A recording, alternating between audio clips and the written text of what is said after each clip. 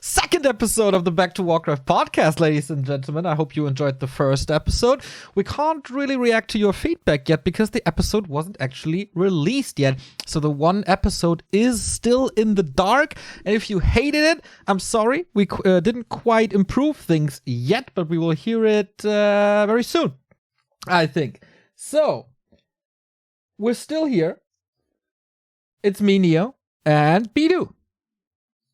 Hey, I can't see you. I'd like to see you. Yeah, here we go. You see my OBS. There we go. Now I can see you. Hello. What's going on, man?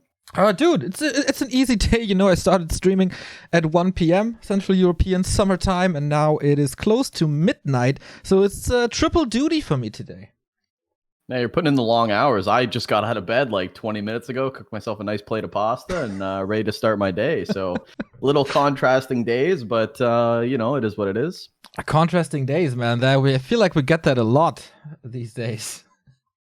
It's just it's kind of wacky, eh? Like you never know if you're super busy or if you got a free time. Do you think you're having more free time lately, or just super busy? Depends on the week. I think there's weeks where I'm still super busy as I was last time, but I think I dipped into that in the first episode already. Like since we picked you and Carsten up, I'm having a lot more free time than last year, especially around the launch of Reforged. That was very, very stressful. Also when we started the DreamHack coverage, because we kind of reinvented how we broadcast. That was an interesting task that took a lot of hours. But apart from that, now everything is pretty chill. But of course, when you're working in the media, you still have busy weeks, but I can say like, okay, this week and the next week are going to be super busy, and then I take 3 days off, and then everything is fine again. This is a lot healthier than I was in 2020. That's good. Healthy Neo is a sustainable Neo. That's good, man. Yeah. I just think you're always working, so I never know. Even when you're not streaming, you're always working, right? So it's hard to really say if you're off or not. You never really have time off. Unless you're sleeping. my brain is working even when I sleep, man. But when I'm not available, then I'm with friends, or if I'm not responding, then I'm with friends. Might just feel that I'm super busy. But this year I'm so lazy, dude.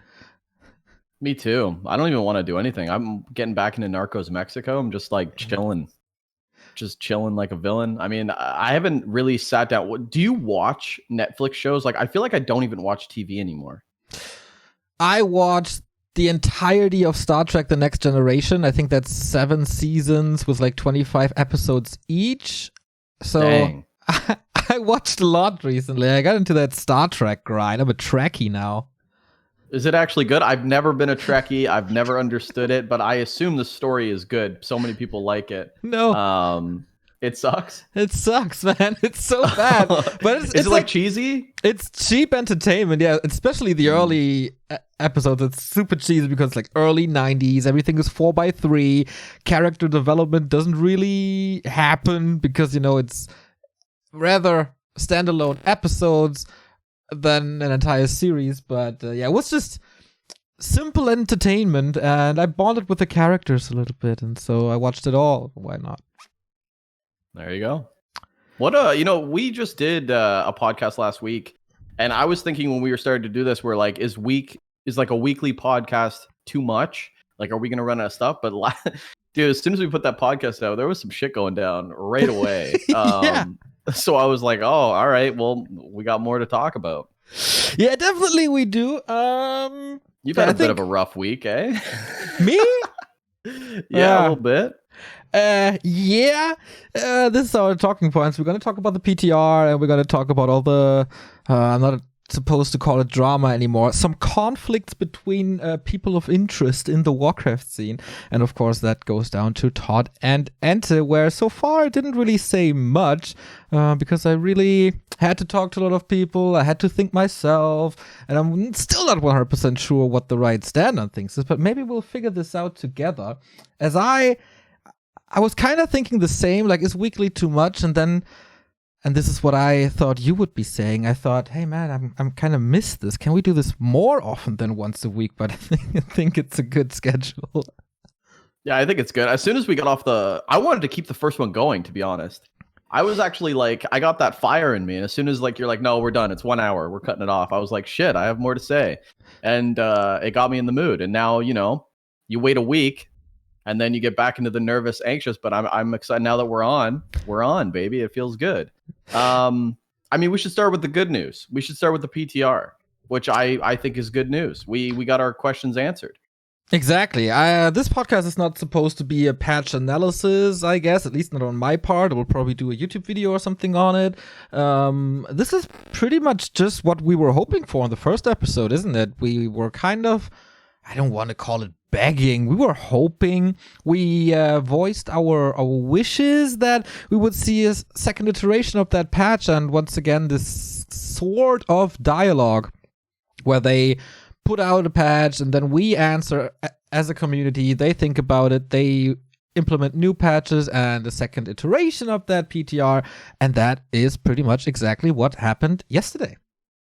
I think it's so good because, me and you have been in the Warcraft 3 scene for a long time. I left for StarCraft 2, but I've always been watching.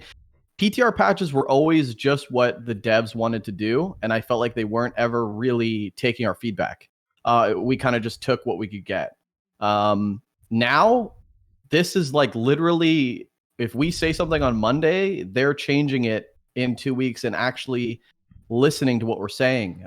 These PTR patches, they put one out, I think March 19th was the patch. And then 2 weeks later, we got the post the other day that's saying like the changes in the updates. And they're actually listening. My concern, a lot of people's concern was the teleport cell. They reacted to that. They are literally listening to us. This is perfect. I even know StarCraft 2 people tweeting out like, why is Warcraft 3 getting more attention to their game than ours? Our game's better, whatever they want to say. This is a good spot for Warcraft 3 right now. I think our questions were answered. We didn't know, like you said before, new team. We didn't know if they were going to wait a month to make these changes, if they were going to even do revisions before the PTR came out. We had no idea, but this looks like they put something out. They wait 2 weeks for feedback. They listen to the feedback. They put something else out, and then we have our PTR, our patch going through obviously next month. But this is perfect. So far, definitely is. Let's see what they do with the feedback we give them now. I think there's still some questionable things in there. And referencing StarCraft, I think they're talking from a pretty high horse because what they want is an entirely new map pool for competitive. We are so far away from that. We're kind of happy if they implement 1 or 2 maps. We're doing the maps ourselves, right? So we just want a couple of tweaks here and there in comparison. And second thing, we shouldn't get used to this. As always, I'm a little cautious when it comes to good news because if you expect too much, you can only be disappointed, right? That's kind of a thing, especially with Blizzard, that you can always fall into a trap like this. So we know that some people are working on non-tier 1 Blizzard games, I'm going to call them, like StarCraft, like Heroes, and Warcraft, of course, falls into that as well. Maybe still StarCraft Remastered, not sure about that, what's going on there. So we saw around BlizzCon some changes to Heroes of the Storm. StarCraft, they didn't do anything yet, but what if they just take turns? What if this team just takes turns? So first it's Heroes, then there's one round of updates for Warcraft, then there might be an update for StarCraft, and then it's Heroes again. Yeah, that'd be fine to me. I think, how much Warcraft 3 adjustments do we really need? I mean, if they come back in 6 months with another adjustment, to me, that's still an active patching team.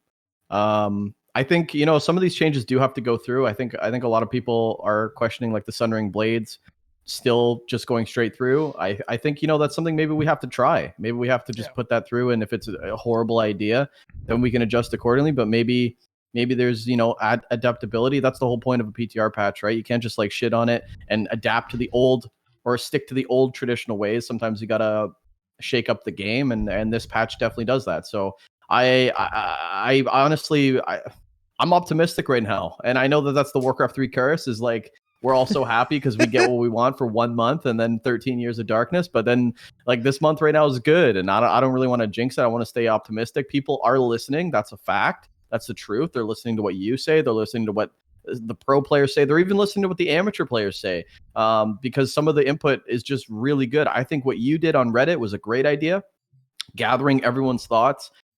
such a good resource for, Blizzard devs can't just straight up go to someone and say, what do you like, whose opinion do I take, right? So I think, Reddit is a very good spot, and you did a good job of gathering 15, 20 opinions across the world, across different skill levels and MMRs. And I think that helped a lot. And just open communication like that, the community's ready to give feedback. And finally, we have a team that wants to reciprocate. I think it's great. Yeah, that was a lot of work last 2 weeks ago, but I think it was one of the coolest things I did around that patch. It was probably more valuable than my patch analysis, because I think Reddit is slightly above, or should be way above, the Battle.net forums when it comes to quality of feedback. If you look at the most of the answers, let's put it that way. Some, of course, obviously shit. So once again, disclaimer, we're cursing here and stuff. And it's not censorable. I don't know if that's even a word, but they can't just delete stuff. If it's on Reddit, then it's on Reddit, right? But I can also put opinions in there. I can put videos in there. I can put tweets in there. But because I'm really not sure how much they monitor Twitter, but it's still the number one voice that a player, for example, has. We have seen tweets of, who was there? Xlord, for example. Yeah, like some tweets, and I want to make sure that they see them, so I curated that thread and sent it to Blizzard. Of course, I never got an answer, but that email that they listed, they're probably monitoring it, and so they have the chance to see these tweets with out much work. And for the players, it should feel good to be heard and be on a broader medium than their own Twitter accounts, because most of the players' Twitter accounts aren't that big. So if we give them a stage, that should encourage them to give more feedback. And that is kind of already what we see with the second iteration here. Yeah, I think it's just all good stuff, and it's hard, right? Because like I said, a dev can't just go up to someone and be like, hey, whose opinions do I take? They have to kind of just do their own research and make their own opinions. So I think just having a resource where you have Korean, Russian, Europe, American, South American, Chinese opinions, like everyone all over, is just like the right way to go. And of course, they should just look there. It's not biased. It's everyone. So yeah, I think it's good. I think, what a good time to be in Warcraft 3. Exactly. And you know what will be a good time to be a fan of Warcraft 3 as well? Because we got some dates announced. Oh, yes. Hell yes? Yeah. Yeah? Do you want to give them? Because I don't know what dates you're referring to. I knew. I know we have dates. I wanted to set you up a little bit. Sorry about that. W3 Champions Season 6 Global Finals, ladies and gentlemen. April 30 to May 2nd. That is one more day than usual, because now it's not separated European and American tournament anymore. It's all merged, as the ladder is also merged. And we're going to have the top 16 players from all over the world playing the one-on-one competition, the top 8 teams in 2-on-2 for the first time playing a tournament, and top 4 players of FFA will play a special show match / tournament. So W3 Champions broke all the viewer records, 11,700 in January, and now expanding to probably the biggest and hopefully best episode ever. I'm excited. I like the iteration of the 2v2. I love the iteration of the FFA. I think the FFA is like a golden hidden gem of Warcraft 3. I was there for the old FML seasons. That was such a good format. It's such a good game type. I'm so glad it's getting a spotlight. I think there's a lot of players that still play it, and they're very good. There's a lot of players that still play it from 10 years ago, by the way. Some familiar names. I'm like, wow, that guy's still playing. That's incredible. So yeah, I think it's great, and we have the obviously the implementation of Flow, because that's a War 3 Champions thing. So they're actually just going all the way with the integrated leagues. I love to see that. You got to try it out. You can't. I think this is the best that we're gonna get. It's not gonna get any better. Warcraft 3 isn't capable of doing online 0 ping for both players. This isn't Smash. This is a different game. So I think it's a good idea. I think try it out. I want to try it out with Dust League 2. You got to try, and if it doesn't work, it doesn't work. If you have players bitch and moan, then you go from there. But War 3 champions, I think a lot of people give them the respect that they deserve. And you know what? I'm gonna play on 100 ping if I need to, because this is what the community wants to see. Yeah, I asked Axlord because in the very beginning he was one of the biggest critics of the server system we got, and he said when I can play on 100 ping or slightly above, I'm gonna play. So now it's up to the W3 Champions admin team to find the right server locations for all the play modes. I helped a little bit. I reached out to the StarCraft Intel Extreme Masters World Championship admin team and asked them what they do. Of course, server structure is a little different, but hopefully we can get some ideas. And it kind of shocked me on what ping they played. It was around 150 for Extreme Masters StarCraft. Different game, though. Different game, different micro. 150 is not bad. Wow, you're pretty neutral today. We're pretty calm today. I mean, come on. Have you played StarCraft 2? I played the campaign, the first one. 150 ping is not that bad. Okay. Is but 100 for Warcraft ping 3, it's different. Is 100 ping bad in Warcraft 3? I think yes, because in StarCraft 2 you can get away with losing, 10 lings or 10 whatever, because you have so much mass units, and for the most part the whole army moves together, and you can get away with that difference in ping. In Warcraft 3, everything's so scaled differently, where one unit dying can be the end of the game.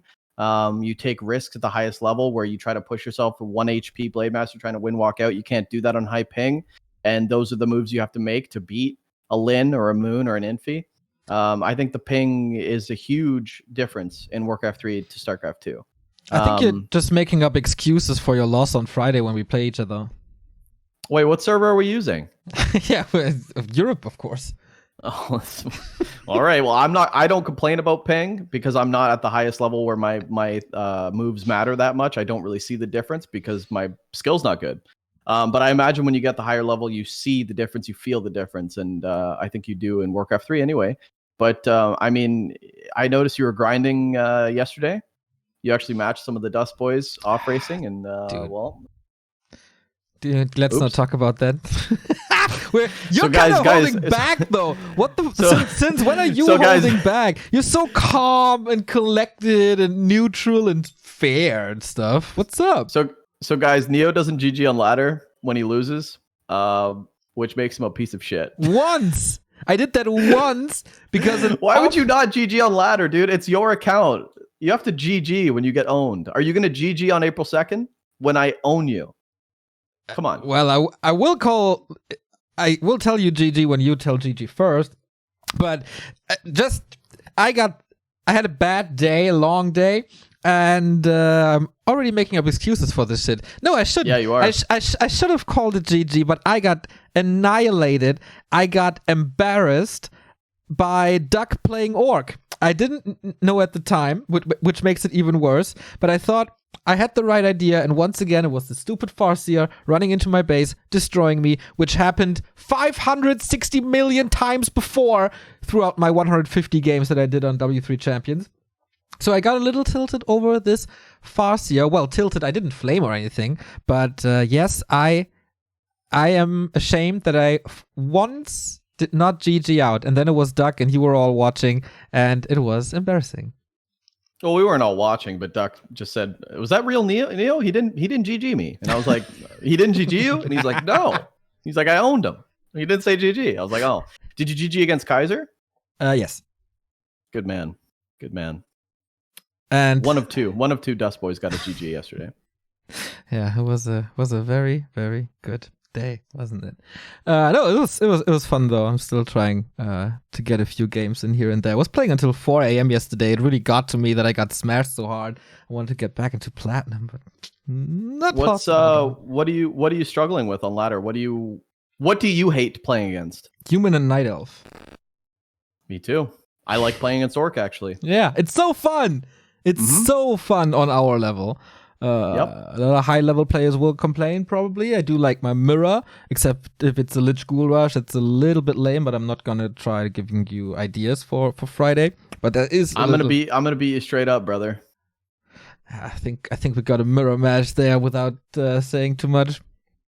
But yeah, that's what's fun to me. What's not fun to me is a little Twitter action that happened, and this should be, I think, our main topic of today. It is EnTe versus ToD. And normally that wouldn't be an issue, but for some reason, Back2Warcraft gets lumped into that as well. And for some reason, you have to answer for the actions of ToD and EnTe, and I just don't. I'll hear your opinion first, and then I'll give mine. Once again, you're holding back. You're a pussy I was very today. quiet this week, man. I was very quiet this week. I just sat and read all the comments, and I mean, obviously, I have an opinion, but I think the spotlight's more on like who bring, like, you know, obviously. Okay, go ahead. What's your opinion? Okay, first of all, we have to explain our viewers what happened, because not everybody is on Twitter, and that's what good podcasters do, right? They introduce the story, so this is what we have to do as well. It was, I don't even know the date anymore. Was it Wednesday? No, it wasn't Wednesday. Thursday? Somewhen. So the Mouse Sports guys had a feud with ToD for a couple, like, certain month, I think, at least since the start of Reforged. EnTe and Axlot, for example, were poking fun. One with a little meme here and there on Twitter, but one is rather calm in comparison, I think. So there were a lot of memes. There was a little bit of poking here and there from the Mouseboard side.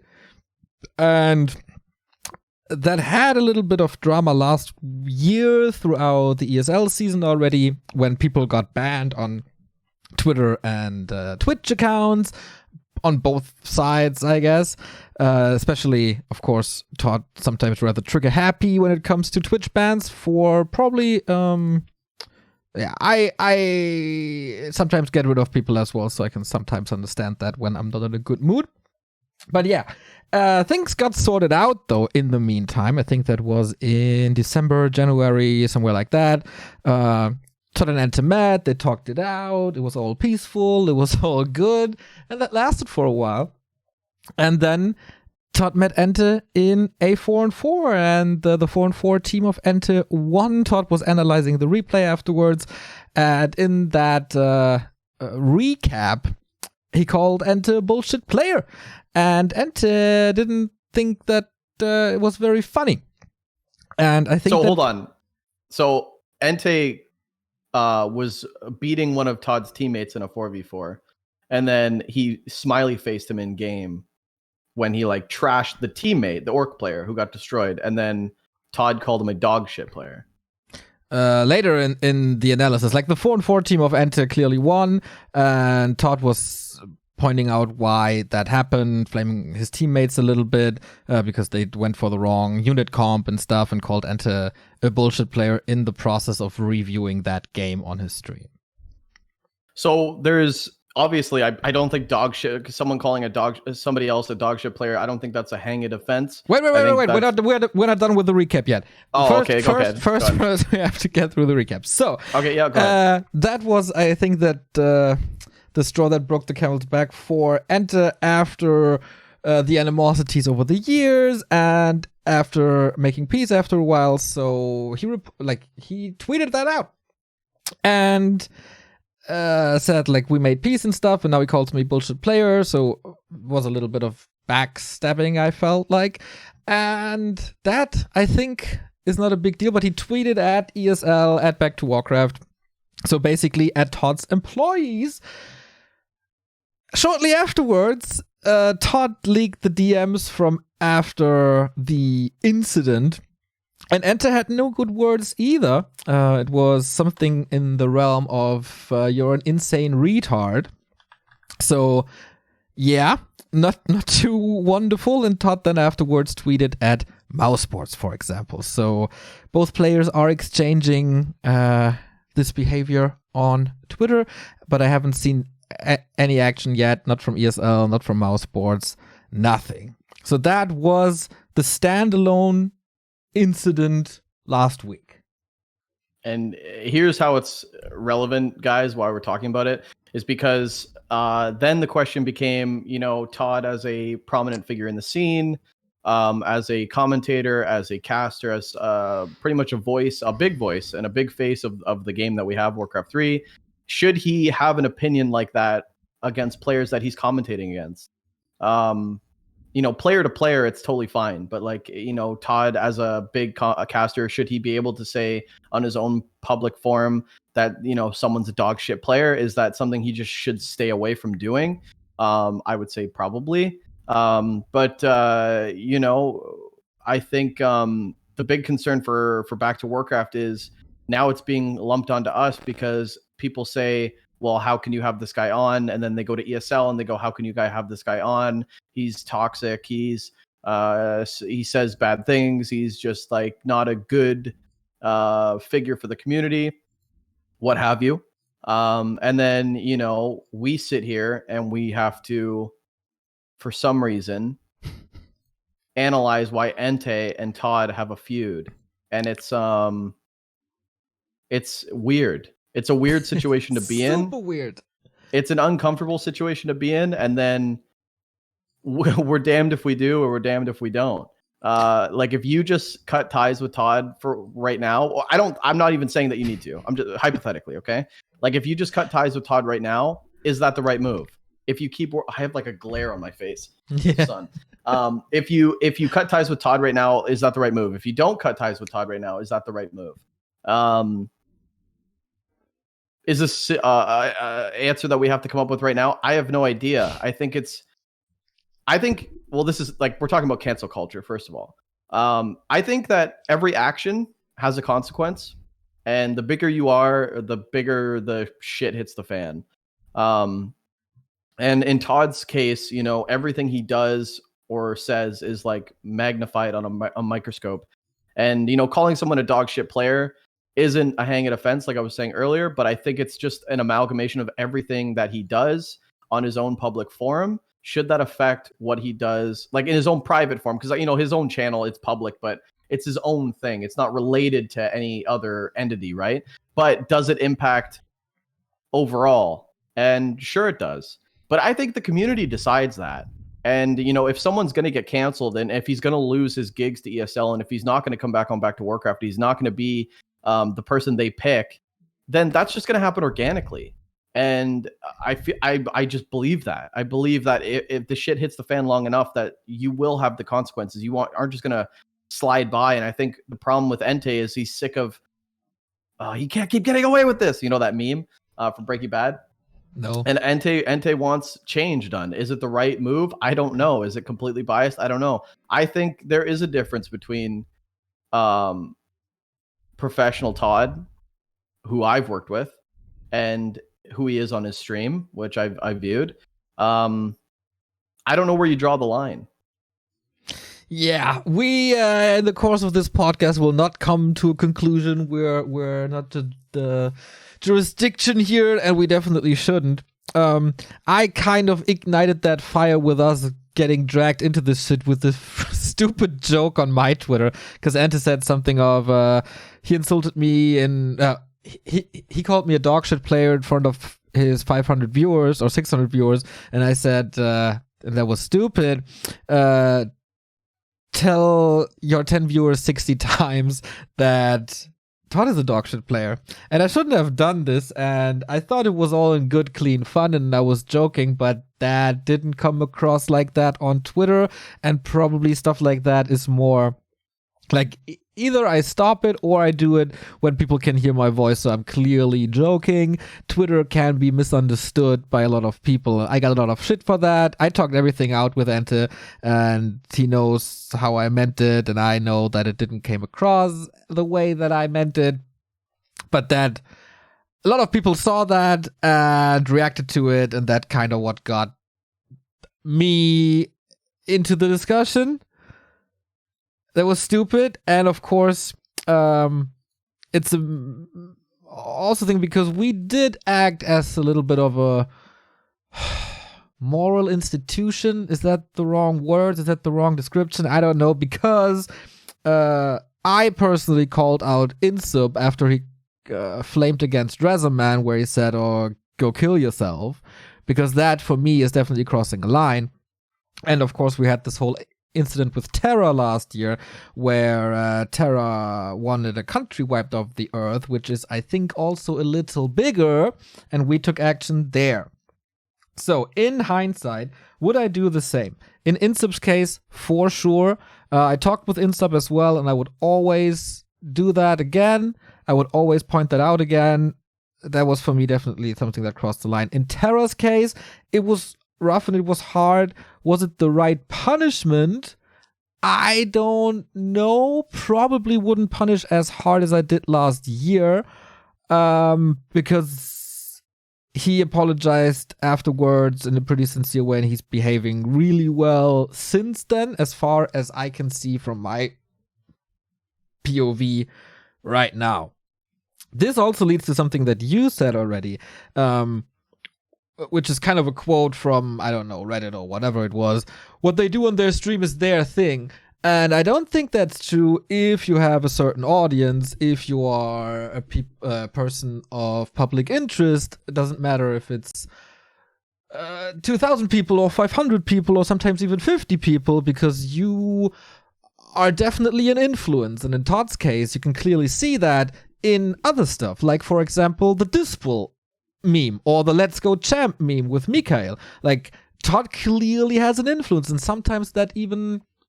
Or maybe that even goes for the human versus undead matchup, because before ToD was so vocal about this matchup, I don't think the community was this vocal about the matchup. There was always criticism, but not this mega one-sided.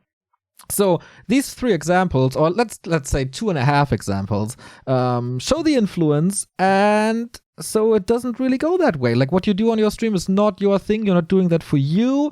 You are doing that for a lot of people, and you influence the people that are watching you. Yep. And like I said, whatever you say or do, it's not even really how you meant to say it. It's how everybody else takes it. And sometimes there's no time for an explanation. And personally, you know, man, you got to watch what you say, and you got to watch what you do now. That's just the time we're in. And I think ToD has great analysis behind the desk. I think he's a great caster. I would hate to see him lose a shot at anything. You know, I think I think there's more good than bad, but sometimes the bad takes over. I hope it doesn't. That's all I'll really say about it. You just have to, you know, every action has a reaction and a consequence, and you just got to be careful about what you say. And like you said, he's such an influential person on the scene that I feel like for him, he should just, he's got to be more careful. But it's just a shitty situation. It definitely is a shitty situation, from someone who worked with ToD multiple times, like throughout the entirety of 2020, starting in Anaheim, to the grand finals in this January, February, whenever it was. It's super cool to work with ToD. It's so amazing. He is, as you said, a great caster, is a great analysis, but he's also very professional behind the scenes. He's always pushing for new stuff. He's always striving to improve us in the way we work, and does this little Twitter guess the winner thingy. So it's always ToD always goes the extra mile when working, so I have nothing bad to say about him with a working relationship, and also we get along now really well. But that was different. Like 5 years ago, I had my issues with ToD as well. I was banned on his stream. I am in the luxurious position that I'm not a competitive player. I'm way too bad for that. So we don't cross each other on the battlefield, but we crossed each other in certain chats and a lot of talks. But somehow, somewhen along the way, we found a way where we can coexist, and now I would call it a friendship. Be friends with each other. That was a rocky road, but for us it worked. But of course, I understand that it might be a little harder when you're a Warcraft player. Yeah, I mean, I've also had my feuds with ToD, but I would definitely say, like, now that we've gotten to know each other a lot better, I think we get along really well and we work together really well. I think he's very helpful to a lot of things in the scene.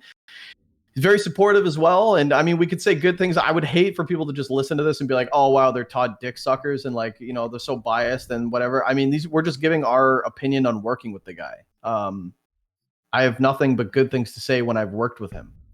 So, it's frustrating, but, for example, what we had our arguments about was that I was kind of sick and tired of certain balance wine in the Back2Warcraft chat, and that we of course cut him some slack at first, but after a while we treated him like every other viewer. So ToD got a lot of timeouts from us, from our mods, and we had a lot of arguments about that. But we found a good solution, and also ToD and we have our disagreements about calling GG at the end of the game. Thanks for ruining my argument now by bringing up that one tidbit of the yesterday's ladder stream, because especially in tournaments, I think you should be a role model and you should GG out, even though the game was trash, or you're disappointed with yourself or with balance or the opposing player, because once Sonic and ToD stopped calling GG, so many people did the same. And I think that's not good spirit, and we talked this out, so we got the well played now, which is, I think, very, very, very good. And this also shows that there is, of course, improvement happening. It's like a stigma, right? It's like, if you say hi to someone and they just walk by you, it's like, why didn't he say hi back? Oh, that happens to you a lot, huh? Yeah, it does. That's the whole thing with the GG, though, right? Like, if you don't say GG, people just, like, animosity for some reason builds up, and it's like, oh, what's his problem with me? So it's just like, it's just become like routine. I might need to put something on that window if the glare is like becoming an issue, because I think the only one having an issue with it is you, because the podcast listeners don't even see that. This is only for the YouTube audience, and they get it 1 week later, because this is, of course, 1 week earlier accessible on patreon.com/Back2Warcraft, the Patreon that we launched 2 weeks ago. When you hear this on the public sources, you can support us from $2 up, and you get access to cool Discord channels and get music and film recommendations. You can get coaching with Carson and what's his name, Remo. You can get replay analysis and more stuff. Patreon.com/Back2Warcraft. Isn't it awesome how I just magically fit that in? Yeah, that was good. That was a really good segue. All right. Speaking of Remo, he had a very strong stand on things as well. And I kind of touched on that on Reddit already a little bit, that I am not of his opinion. I'm actually the contrary. And we talked about this on the very podcast, the very first moment, that this is a week of contrary stands. And yeah, it absolutely is. Remo was commenting a lot on this and said you shouldn't tag employees. You are trying to ruin a person's income and stuff. And was paraphrasing here, saying that people should always be able to say what they want and shouldn't get punished for it. And I think that's not the case. Of course, you can say whatever you want, but this doesn't take away the responsibility for what you say. Like, I get that this is probably a very American way to look at things. I don't know how it is in Canada. The free speech argument. Well, it's very back and forth. I don't know. A lot of people think like, well, I could say what I want. This is a free country. And then there's people that say, yeah, but some of the things you say are, or some of the things you can say, have a negative impact. I don't know. That's you're holding back. Well, of course, it's a very touchy subject, and obviously, I have a very biased opinion. And then I have an even more biased opinion with friends and stuff like that. So I try not to give my opinion because I don't think it's helpful to the argument. Like I've always said, I think every action has a consequence, and you're not. As soon as something comes out, it's no longer your thought and your context. It's what other people take in, and that's a scary situation to be in. And the bigger the audience you have, the bigger it gets outlined. I think it is ridiculous, though, to take what Remo says, for example, or anyone, and then tie it into someone else. Like people saying like Remo says something and it's related to you. Your opinion's your own, and Remo's opinion is his own. My opinion has nothing to do with Giannis's opinion at all, and it never will.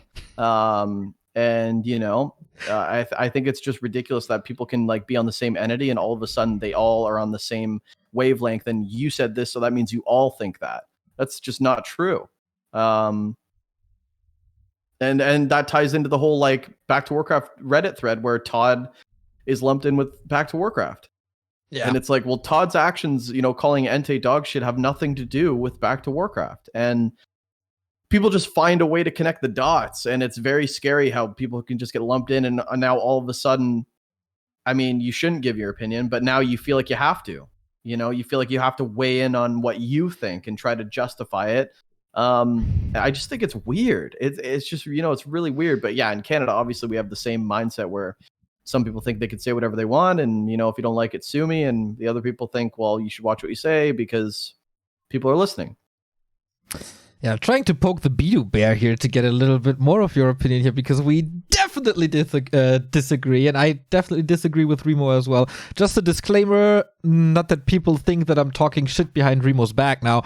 We had this argument before, this year, actually, and I let him know that I will talk about this and I will express my stand on things. So I'm not talking behind Remo's back. You don't have to create new drama. This is all good and it's all in good faith. So, what was I about to say? I think, of course, how do I put this? I just have a super bullshit example. And I know that this is a super bullshit example, but maybe it gets my point across. So, let's say you're on a TV show, let's say the news or whatever. Yeah, it's a news show and there's an interview guest and you know he's from a far right-wing party, that it's almost extremist right-wing. But he's always behaving in public, but you know for a fact that when he is among his circle and his people, he will definitely say shit that you don't want on the broadcast. So do you get him on your supposed to be neutral broadcast or not, just because he's always behaving, or he just behaved on your broadcast? You know what I mean? Yeah, this is the whole issue. And that's a very, very slippery slope that you're dangling in right now. Mm-hmm. Because if you say, what are the answers you could say?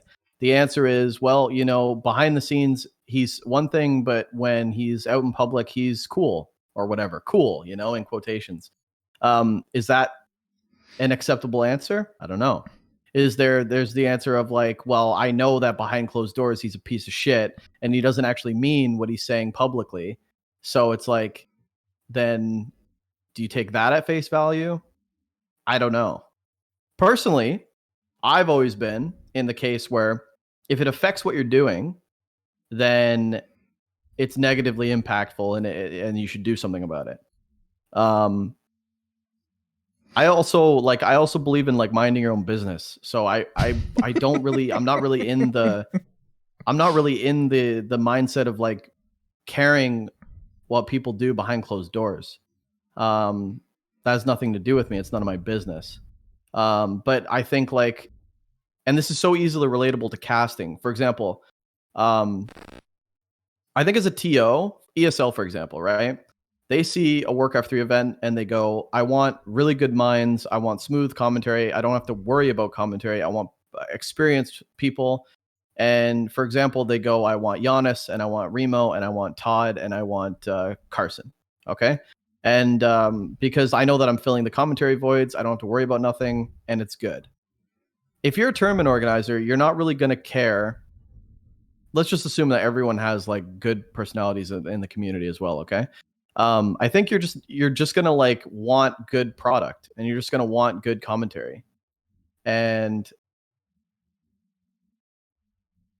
what am I trying to say? I don't know. It's such a slippery slope. If it affects what you see on the screen, and if it affects what the person hired you for, then it should be a problem. And if it doesn't, then they should go hand in hand. Okay, that's definitely one way to look at things, but I also like Do you think this whole thing would be a problem if EnTe does not tag us at ESL? I don't think so. It wouldn't be much. I think it's the same. I think it's the same impact. I think if he didn't tag them, it would have the same impact. I think it is what it is, and that's why I say like if people like if you blow shit up too much, it will affect you eventually. And that goes with anyone. I think like if someone was meant to get canceled or lose their job, they would have. Either the consequence has the impact enough or it doesn't. And I really don't think you're free from like, well, he's so big that there's no way that you're going to stop him. That doesn't work for anyone. Like, look, we've seen big names, big popular people get ended on a regular basis. It has nothing to do with how popular are. Nobody's protecting ToD because he's big and famous. The community decides that. The society decides that. And I just think like fishing for something, obviously I would say that, EnTe's bringing something to light of like multiple cases, because this is not the first time ToD's done something like this. Okay. I'm not trying to defend ToD. I'm not trying to attack him. But EnTe's stance was like, I think something should be done about it. And he's totally okay with saying that. It's up to the other people like ESL or whatever, the people that employ him to question if they want to employ him again. The same way it's a viewer who watches him to say if I want to keep watching him or not. And the community dictates that. EnTe's tweet doesn't dictate that.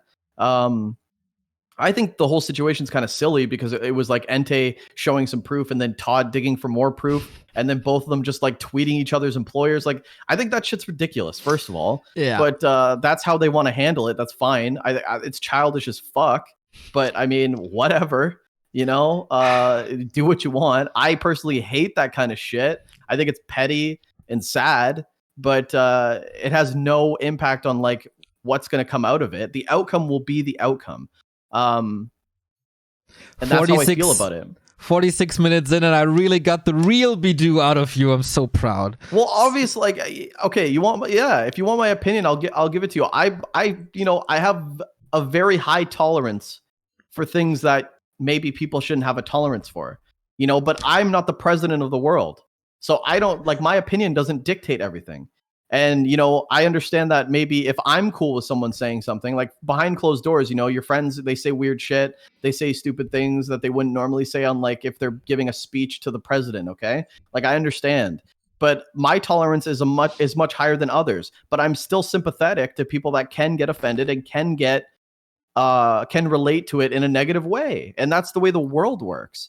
And that's why, my opinion versus someone else's opinion is good to have. And then the majority, let's say if more people are offended or whatever, they can shut you down. And it's a scary world, but it's the world we live in. And it is what it is. And that's why your actions have consequences, no matter what, no matter how big you are, no matter how cool you are. Yeah, but he's so good though. Doesn't matter. You're responsible for everything you do. And you should be mindful of other people's opinions. Then again, there are some people that go out of their way just to fucking end ToD for no reason. Okay. And there's people that just, really don't like him. There's people that really don't like me. There's people that really don't like you. And those people will like go out of their way to fucking fabricate anything just to get you ended because fuck you. Okay. There are people out there, and that's a small 1%, and those people won't have any impact. And who cares? But the big issue is eventually, something might give. And like I said before, I really like working with ToD. I think there's more good than bad. And I would hate to see him have something happen to him. That's all. Jeez, that's my opinion. That's so many things to answer to. So where do we start?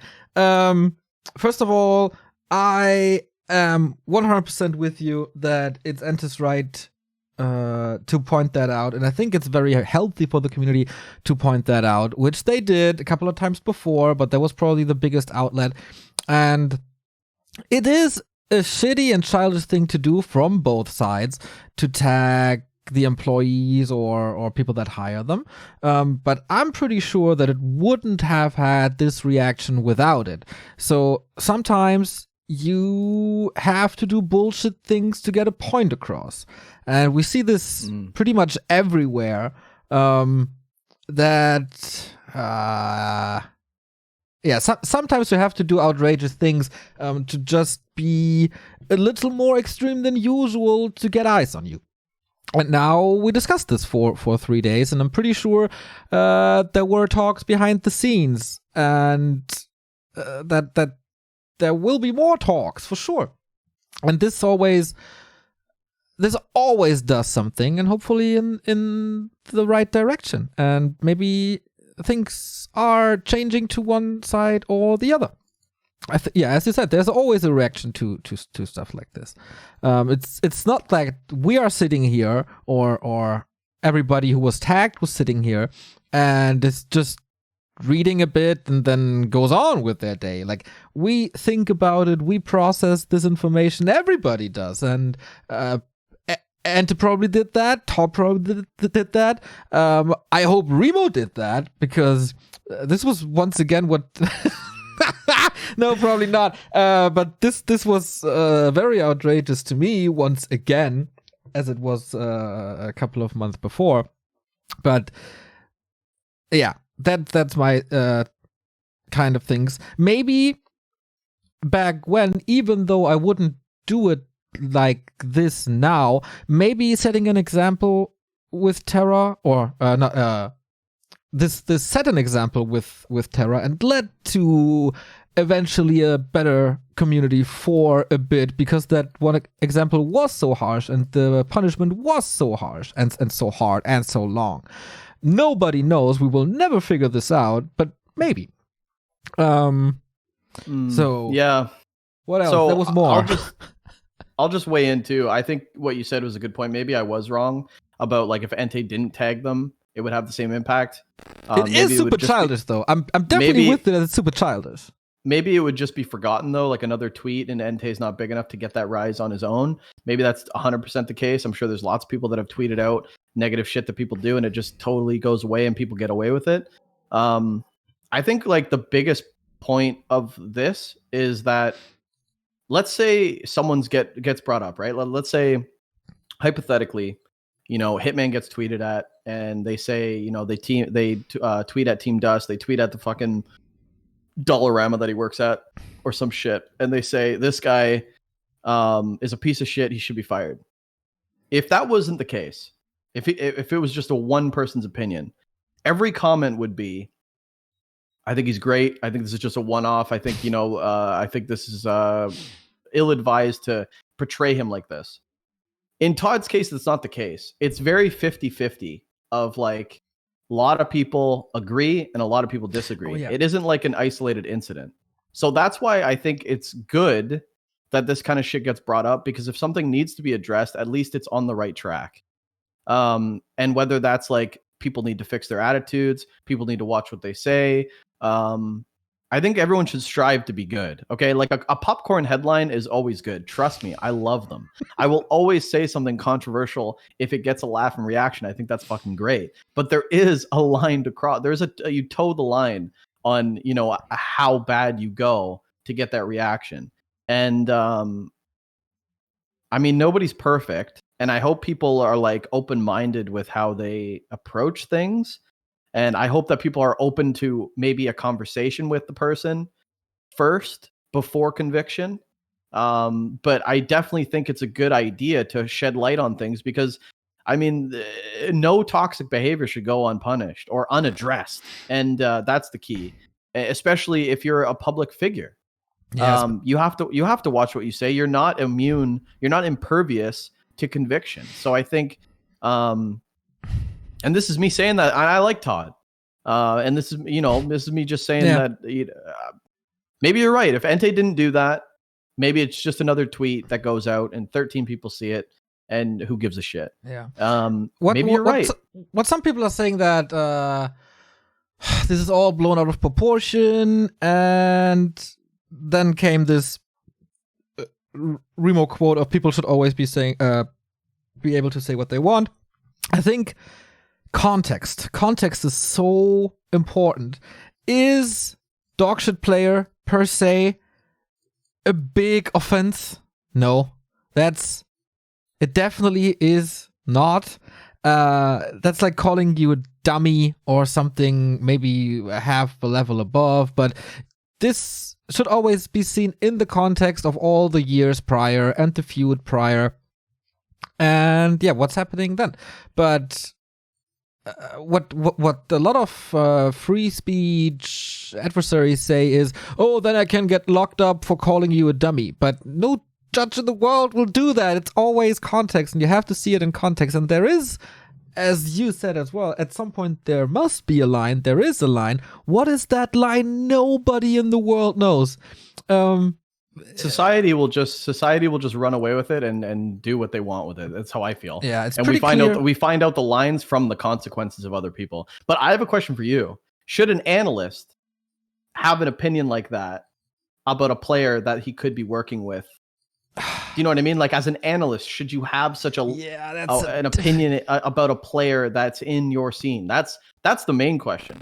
Is like, do analysts clam up and just do their job and just analyze the game and don't have an opinion, whether you like the guy, hate the guy, can't stand the guy? Do you just do your job? Or is it okay to say, this guy fucking sucks?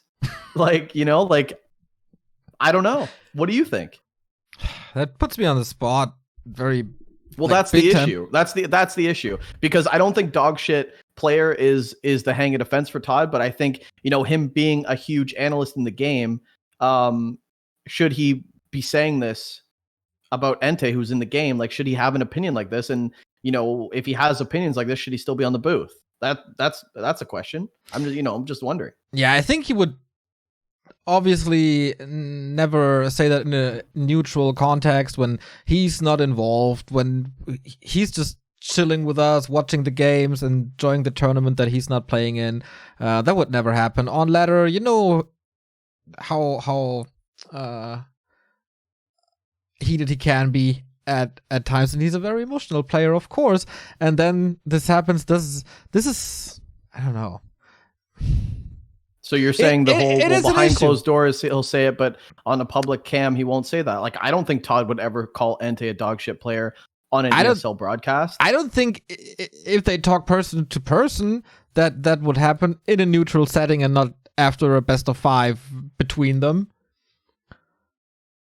Just that is the context. I think it was the heat of the moment. Of course, in this case, it's the heat of the moment once again. And that is, that is indeed, I think that is an issue.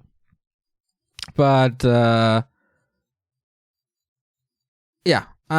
don't really know what more to say about that. And that is something we discussed a little bit in private chats before, right? Because in StarCraft, they have Artosis, who is raging a lot on his stream. There are some very funny compilations, but he's never facing players he's casting, as far as I know. So there is this barrier in the Warcraft scene, of course, much smaller than the StarCraft scene. You don't have this barrier, so there is certainly a clash happening. Yeah, if Artosis was playing against the top players on the GM ladder in StarCraft 2 and saying this on his stream, maybe he would be in the similar boat as ToD, but he's playing against whatever his name is on, IC Cup or something. I don't even know what Brood War ladder is. I think they have their own ladder with the remaster or something, but I don't know either. Yeah, but I don't know. I just think, you got to be careful, man. You got to be careful. And it's definitely not my opinion or my job to dictate what happens. That's just society and the community, and like, if you're getting weeded out, you're getting weeded out, and that's what's going to happen, whether you like it or not, or whether you meant it like that or not. And you have to be careful with what you say. That's all. All right, we're almost close. Yeah, we're once again close to an hour. Wow, we're bang on. How did we do that? Time flies when you're having a heated discussion, or at least it wasn't a heated discussion. But yeah, I thought about this a lot, and I listened to a lot of people, and I chatted with a lot of people, and there's no real right or real wrong. Everything has context. Everything, like, there's two sides to a coin. There is room for improvement on all sides. Nobody is 100% right.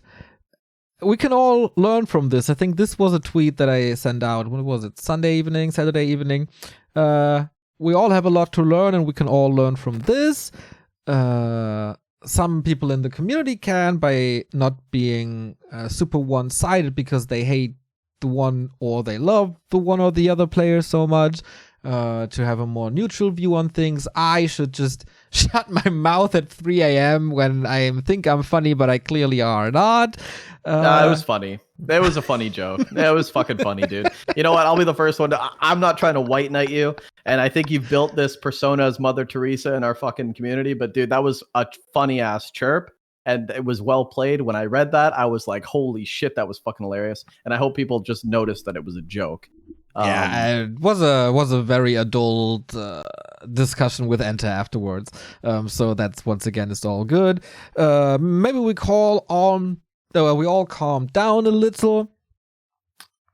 I can tell you that I definitely thought about that, as I said, and that bugged me for a lot of days. Like Monday, I still didn't feel good going on a broadcast because I thought, oh boy, all that happened over the weekend, and now I have this broadcast, and I'm not duo casting, I'm all by myself. I have a 3-minute delay, and it's the WGL Open qualifier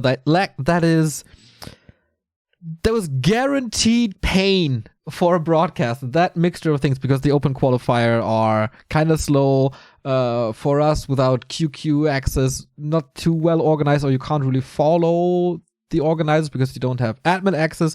So there's a lot of downtimes, and that I thought would definitely lead to Twitch chat drama, which it did not. So I want to praise the community, our community, on the Monday. That was really nice. Oh, one thing I wanted to say. Once again, I have to. This really sounds ass right now, but once again, I have to go back to the Remo thing because that is a valid thing that the community said.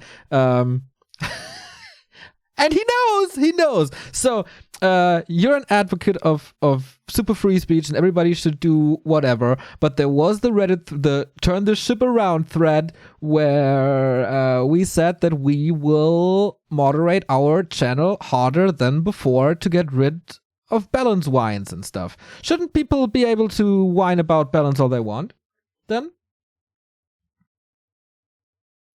I'm against the hard moderation of your channel. I know. I'm full for it. I think people should say whatever they want. Because I'm not having a meltdown over this anymore. I think this led to